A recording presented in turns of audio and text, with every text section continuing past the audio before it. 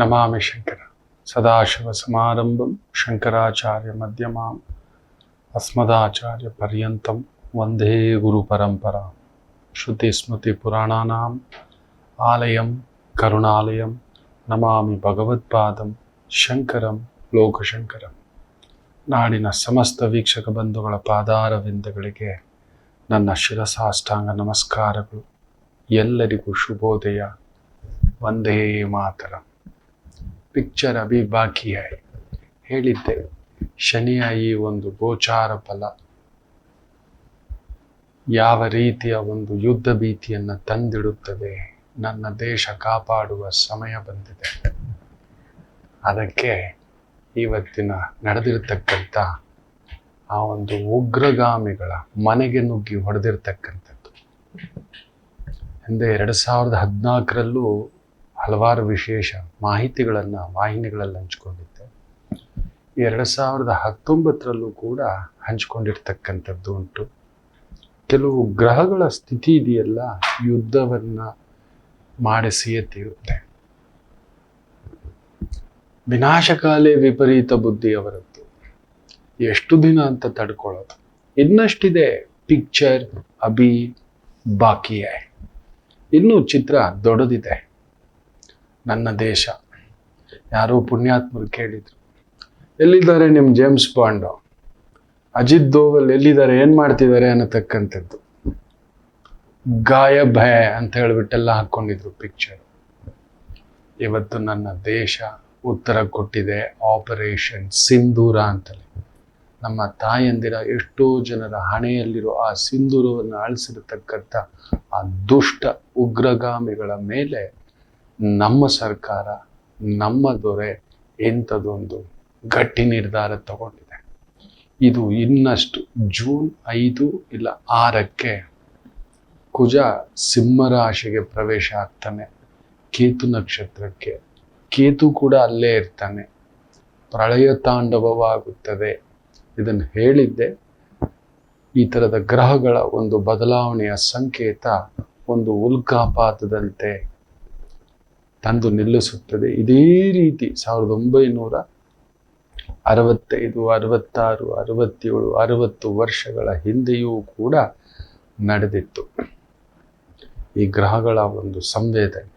ಮೀನರಾಶಿಯಲ್ಲಿರತಕ್ಕಂಥ ಶನಿ ಈಗ ಶನಿ ನಕ್ಷತ್ರ.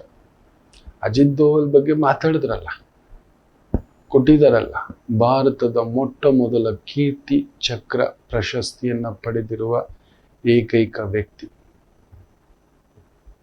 ಪಾಕಿಸ್ತಾನದಲ್ಲಿ ಕಡಿಮೆ ಅಂದರೂ 7 ವರ್ಷ ಗುಪ್ತಚರ ಇಲಾಖೆಯಲ್ಲಿ ಕೆಲಸ ಮಾಡುತ್ತಿದ್ದಂಥ ಅಜಿತ್ ದೋವಲ್ ಇವತ್ತು ನಾವೇನು ಮಾತಾಡ್ತೇವೆ, ತಂತ್ರಗಾರಿಕೆ 7 ವರ್ಷ ಗುಪ್ತವಾಗಿ ಕೆಲಸ ಮಾಡ್ತಾರೆ. ಯಾವ ರೀತಿ ಅಂದರೆ ಅವರ ಭಾಷೆಯೇ, ಅವರ ರೀತಿಯಲ್ಲಿಯೇ ಎಲ್ಲ ಅವರನ್ನು ಕರ್ಕೊಂಡು ಬಂದು ಇವತ್ತು ಇಂಥದ್ದೊಂದು ಸ್ಥಾನ ಕೊಟ್ಟಿದ್ದಾರೆ. ನಿಜವಾಗ್ಲೂ ಹೇಳಬೇಕು ಅಂದರೆ, ಪಂಜಾಬ್ನ ಸ್ವರ್ಣ ಮಂದಿರಕ್ಕೆ ಉಗ್ರರ ಬಾಂಬ್ ದಾಳಿಯ ಸ್ಕೆಚ್ಚನ್ನು ವಿಫಲಗೊಳಿಸಿದ ಧೀರ ನಮ್ಮ ಅಜಿತ್ ದೋವಲ್ ಸಾಹೇಬರು. ನಾವು ಮಾತಾಡ್ತೇವೆ ಎಲ್ಲೋ ಕೂತ್ಕೊಂಡು. ಎಲ್ಲರೂ ಇದ್ದಾರೆ, ಉತ್ತರ ನೋಡಿ. ಮಾತನಾಡುವ ಮೊದಲು 1000 ಬಾರಿ ಯೋಚನೆ ಇರಬೇಕು. ಪ್ರತಿಯೊಬ್ಬ ಭಾರತೀಯನ ಆ ಒಂದು ಉತ್ಸಾಹವನ್ನು ಹೆಚ್ಚಿಸುವಂತ ಮಾತಿರಬೇಕು. ಆದರೆ ಕೆಲವರು ಇದ್ದಾರೆ ಮೂರ್ಖರು, ಇನ್ನೂ ಇದ್ದಾರೆ, ಇನ್ನೂ ಇರ್ತಾರೆ ಕೂಡ. ಎಷ್ಟೇ ಆದರೂ ಅವರು ಬುದ್ಧಿ ಕಲಿಯಲ್ಲ. ನಾವು ಬುದ್ಧಿ ಕಲಿಸದೆ ಬಿಡುವುದಿಲ್ಲ. ನಾವು ಬುದ್ಧಿ ಕಲಿಸದೆ ಬಿಡುವುದಿಲ್ಲ. ಉತ್ತರ ಕೊಟ್ಟೇ ತೀರುತ್ತೇವೆ. ಚರಿತ್ರೆಯಲ್ಲಿ ನಾವು ಬರೆದಿಟ್ಟುಕೊಳ್ಳಬೇಕಾದ ದಿನ ಮೇ 7 ಅನ್ನತಕ್ಕಂಥದ್ದು. 2025 ಮೇ 7 ಆಪರೇಷನ್ ಸಿಂಧೂರ್ ಅನ್ನತಕ್ಕಂಥದ್ದು.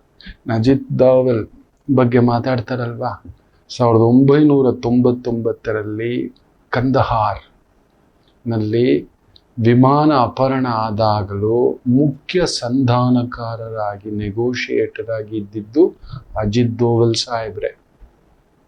ಎಷ್ಟು ಜನ ಆಗದೆ ಈಗ ಮಾತಾಡಿದವರು ಅವತ್ತಿದ್ರೋ ಇಲ್ವೋ ಅಧಿಕಾರದಲ್ಲಿ. 2014ರಲ್ಲಿ ಐಸಿಸ್ ದಂಗೆ ವೇಳೆ ಇರಾಕಿನಲ್ಲಿ ಸಿಕ್ಕಿಬಿದ್ದಿದ್ದ 46ಕ್ಕೂ ಮೇಲ್ಪಟ್ಟ ಭಾರತೀಯ ನರ್ಸ್ಗಳನ್ನು ಸುರಕ್ಷಿತವಾಗಿ ನಮ್ಮ ದೇಶಕ್ಕೆ ವಾಪಸ್ ತರುವಲ್ಲಿ ಪ್ರಮುಖ ಪಾತ್ರ ವಹಿಸಿದ್ದು ನಮ್ಮ ಅಜಿತ್ ದೋವಲ್ ಸಾಹೇಬ್ರೆ.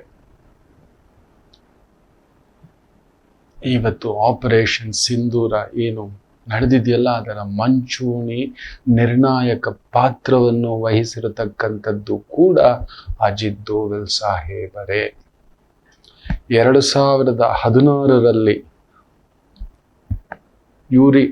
ಉರಿ ದಾಳಿಗೆ ಪ್ರತಿಕಾರವಾಗಿ ನಡೆಸಿದ ಮೊದಲ ಸರ್ಜಿಕಲ್ ಸ್ಟ್ರೈಕ್ ಹಾಗೂ 2019ರಲ್ಲಿ ಪುಲ್ವಾಮಾ ದಾಳಿಗೆ ಪ್ರತಿಕಾರವಾಗಿ ಆ ಪಾಪಿ ಪಾಕಿಸ್ತಾನದ ನಿಯಂತ್ರಣ ಗಡಿ ದಾಟಿ ಬಾಲಾಕೋಟ್ ಮೇಲೆ ನಡೆಸಿದ ವೈಮಾನಿಕ ದಾಳಿಯಲ್ಲಿಯ ಬಹುದೊಡ್ಡ ಮಾಸ್ಟರ್ ಮೈಂಡ್ ನಮ್ಮ ಗುರುಗಳು ಅಜಿತ್ ದೋವಲ್, ಜೇಮ್ಸ್ ಪಾಂಡೆ. ಎಲ್ಲ ಪಿಕ್ಚರ್ ಬಾಂಡುಗಳು, ಯಾವುದೋ ಒಂದು ಬಾಂಡುಗಳು ಮಾತಾಡ್ತಾರೆ, ಎಲ್ರಿ ನಿಮ್ಮ ಬಾಂಡು ಅಂತ. ಪಿಕ್ಚರ್ ಅಭಿಬಿ ಬಾಕಿಯೇ ಬೇಟಾ, ಸುನ್ಲೋ. ಪಿಕ್ಚರ್ ಅಭಿಬಿ ಬಾಕಿಯೇ ಇನ್ನೂ ಇದೆ, ಈಗ ಆರಂಭ. ಇದು ಟೀಸರ್ ಕೂಡ ಅಲ್ಲ, ಟ್ರೈಲರ್ ಬಿಡಿ, ಮುಖ್ಯ ಪಿಕ್ಚರ್ ಬಿಡಿ, ಟೀಸರ್ ಕೂಡ ಇನ್ನೂ ಕೊಟ್ಟಿಲ್ಲ ನಮ್ಮ ಭಾರತೀಯ ಸೇನೆ. ನೆನಪಿಟ್ಕೊಳ್ಳಿ, ರಾಷ್ಟ್ರೀಯ ಭದ್ರತಾ ಸಲಹೆಗಾರರಾಗಿ ಅವರೇನು ಸುಮ್ಮನೆ ಕಡಲೆಕಾಯಿ ತಿಂತಿಲ್ಲ, ಅಷ್ಟು ದೊಡ್ಡ ಅನುಭವ ಇರತಕ್ಕಂಥ ವ್ಯಕ್ತಿ. ನಾವು ದೇಶವೇ ಹೆಮ್ಮೆ ಪಡಬೇಕಾದಂಥ ಒಂದು ವ್ಯಕ್ತಿ ಮಾತಾಡಿದ್ರು ನೋಡಿ, ಉತ್ತರ ಕೊಟ್ಟಿದ್ದಾರೆ. ಅವರೇನು ಮಾತಾಡಲೇ ಇಲ್ಲ. ನಮಗೆ ಹೇಳಿದ್ದು ಮೇ 7ಕ್ಕೆ ಮಾಕ್ ಡ್ರಿಲ್ ಅನ್ನತಕ್ಕಂಥದ್ದು ಇಡೀ ದೇಶದಲ್ಲಿ ಇಷ್ಟು ಜಾಗಗಳಲ್ಲಿ ಮಾಕ್ ಡ್ರಿಲ್ ನಡೆಯುತ್ತೆ ಅನ್ನೋ ಒಂದು ಸಣ್ಣದಾದಂಥ ಒಂದು ಸಂದೇಶ ಕೊಟ್ಟರು. ನಾವೆಲ್ಲ ಏನೋ ಮಾಕ್ ಡ್ರಿಲ್ ಯುದ್ಧದ ತಯಾರಿಗೋಸ್ಕರ ಈ ಥರದ್ದು ಒಂದು ಏನೋ ಒಂದು ಹಿಂಗಂತೆ ಹಂಗಂತೆ ಲೈಟ್ ತೆಗಿತಾರೆ. ಇದನ್ನು ನನ್ನ ಅಜ್ಜ ಹೇಳೋರು. ಅವ್ರು ನೋಡಿದ್ದಾರೆ, ಮೊದಲನೇ ಮಹಾಯುದ್ಧ ನೋಡಿದ್ದಾರೆ, ಎರಡನೇ ಮಹಾಯುದ್ಧ ನೋಡಿದ್ದಾರೆ. ಯಾವ ರೀತಿ ಒಂದು ಯುದ್ಧ ಡಿಕ್ಲೇರ್ ಆಯಿತು ಅಂದರೆ ಲೈಟ್ಸ್ ಆಫ್ ಇಂದ ಹಿಡಿದು ಏನೇನು ಮಾಡ್ತಾರೆ, ಎಷ್ಟೊತ್ತಿಗೆ ಊಟ ಮಾಡ್ಕೊಬಿಡ್ಬೇಕು, ಎಷ್ಟೊತ್ತಿಗೆ ದೀಪಗಳೆಲ್ಲ ಆರಿಸ್ಬಿಡ್ಬೇಕು, ಒಂದು ಸಣ್ಣ ದೀಪ ಕೂಡ ಉರಿಸೋ ಆಗಿಲ್ಲ. ಅಜ್ಜ ಹೇಳೋರು. ಭಾರತ ಪಾಕಿಸ್ತಾನದ ಯುದ್ಧದ ಕಥೆಗಳೆಲ್ಲ ಹೇಳೋರು ನನ್ನ ಅಜ್ಜ. ನೋಡಿ, ಆ ಥರದ್ದೊಂದು ಮೆಸೇಜ್ ಕೊಡ್ತಾರೆ. ಎಲ್ಲರೂ ಅಲ್ಲಿ ಡೈವರ್ಷನ್ ಆಗಿರ್ಬೇಕಾದ್ರೆ master mind has worked operation Sindoor.